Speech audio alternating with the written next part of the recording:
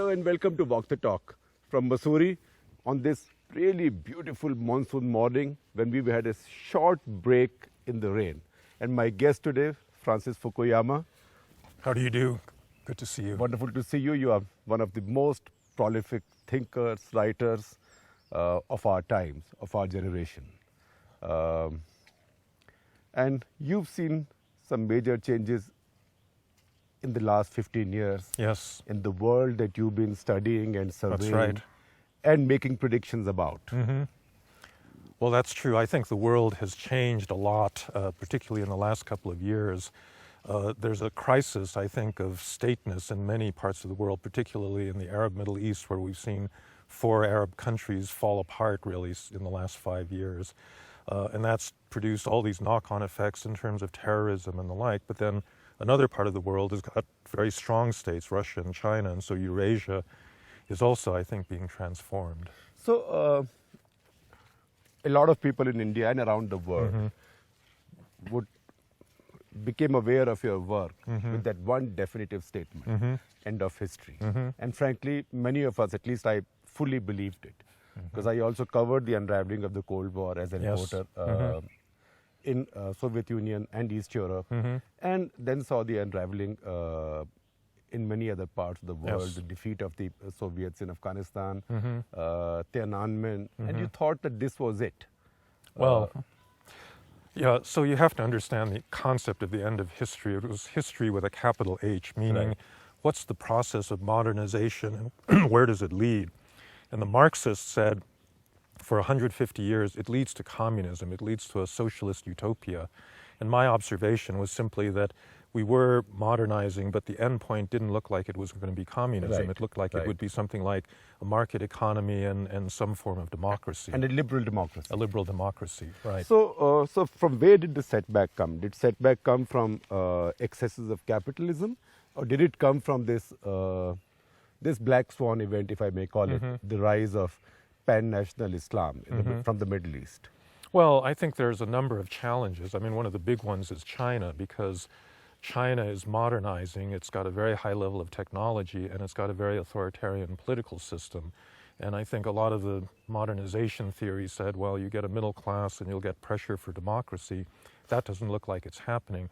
I think in the Middle East, you've got a different phenomenon where it's a bad adjustment to modernization, where people see the modern world, but their economies don't really produce jobs or opportunity, and as a result, people feel very, very disconnected with their traditions, and they're looking for an identity. And I think that, may explain some of the rise of radical, Islamism in recent years. So, is it to do with in the Middle East, because that's the most current concern on everybody's mind?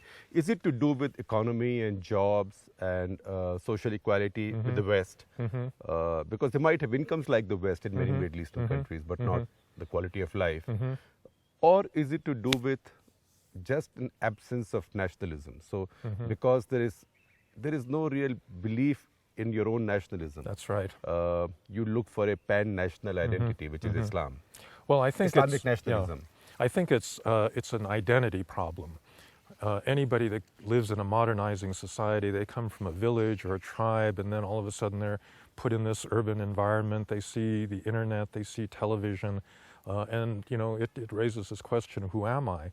And so in Europe, the answer was given as, you're a German or you're an Italian. But in the Middle East, religion is more important. And I think Islam has played the role of answering that question: who am I? I'm a Muslim. I'm part of an ummah that's, stretches all the way around the world.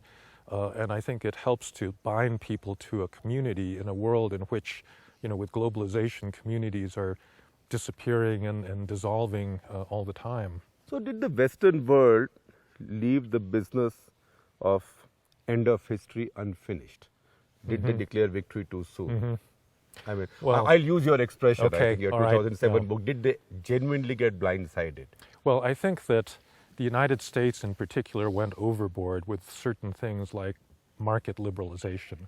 I think it remains the case that a market economy is really, in the end, the most efficient economy for producing prosperity. But I think in the 1990s, we overdid it. We pushed privatization too rapidly. We especially in the financial sector, wanted to open up capital markets, and this was tremendously destabilizing, including in the United States. So we had the largest financial crisis since the Great Depression in 2008. 2008, which I think was the direct result of the fact that we dismantled our regulatory system and that controlled the banks, and as a result, we paid a price. So did this come from a breathless celebration of victory, or did it come from an intellectual deficit among the class that was described as neocons?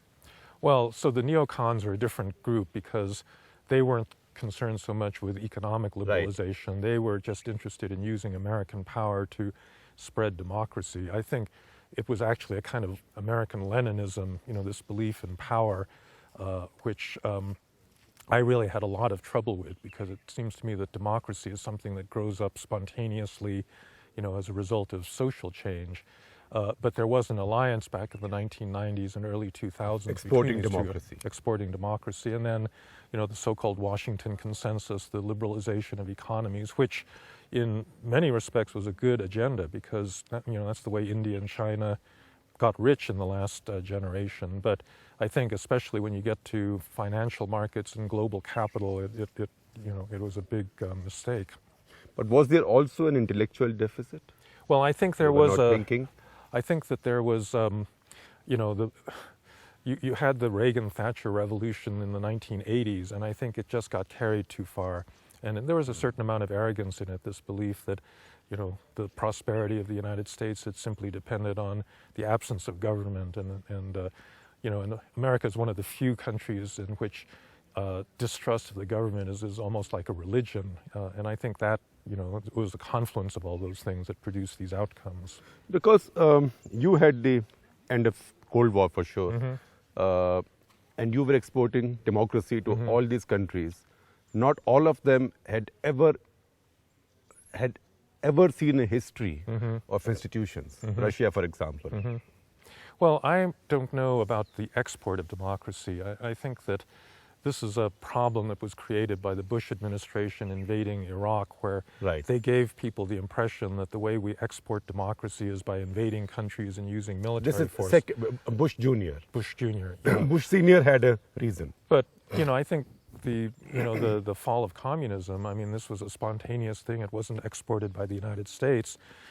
Poland, Hungary, the Czech Republic, all of these places had populations that had been living under a imposed foreign dictatorship, and they really wanted to join the rest of Europe and as liberal democracies. So I don't think that was a matter of American foreign policy or anything that was done to them. I think that was a choice. But there was an institutional deficit, and that's why we've begun to see some of these unravel, not fully, but to some extent. No, that's right. And I think the biggest deficit actually is less in democracy itself, meaning free and fair elections. I think the deficit is in stateness, that a lot of countries don't have a tradition of having a competent state free of corruption that can actually deliver services and things that their citizens want.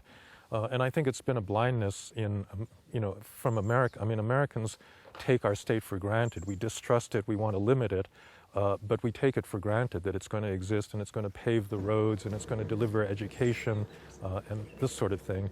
But in most countries in the world, you can't take that for granted. You used an expression just now which we are not yet very familiar with in India, but I think it will find currency. And you're using it, I presume you're using it as you teach here at Lal Bahadur Shastri National Administrative Academy, where the top echelon of Indian civil service comes to train. It is stateness. Please explain that to us. Well, so the state is the power institution. It's the institution that gathers and uses power, but the state has to have a certain coherence. People have to believe that it's legitimate, and it has to be legitimate because it can actually do things. It has to be able to protect the community from internal and external enemies. It has to be able to build roads and schools and deliver, health services, this sort of thing. And this can happen in an authoritarian country like China, and it should happen in a democracy as well. And I think that people, the real task of many countries is to be able to deliver on the state. I mean, the state is what governs. The democracy, in a way, protects us from tyranny. It limits the state. But if you don't have this sense of stateness and a cohesive national community, I think you're not going to be governed well. Then you get anarchy. Well, you get anarchy, and also you just get what I think is more common in many countries, which is just weak governance. The high degree of corruption in public services, roads not getting paved, children not getting educated, and But that sort is of thing. that what happened in the Middle East? That you dismantled the state structure as it was? Well, the problem in the Middle East was deeper than that, because the old state structures were based on a kind of rigid authoritarian government. But also they were straight line countries. Yeah, well, that's right. No, they were colonial creations Right. that didn't have a strong sense of national identity. Right. So all of those things, I think, contributed to this just collapse of legitimate authority. And we still don't have a way of putting that back together, because the communities are divided by religion, by sect, by ethnicity, by historical tribe, experience. by Yeah, by clans. tribe, that's right. That's right. And I think, especially in the Arab Middle East, tribalism has been particularly an obstacle to really, creating state structures, because people's loyalties are much narrower.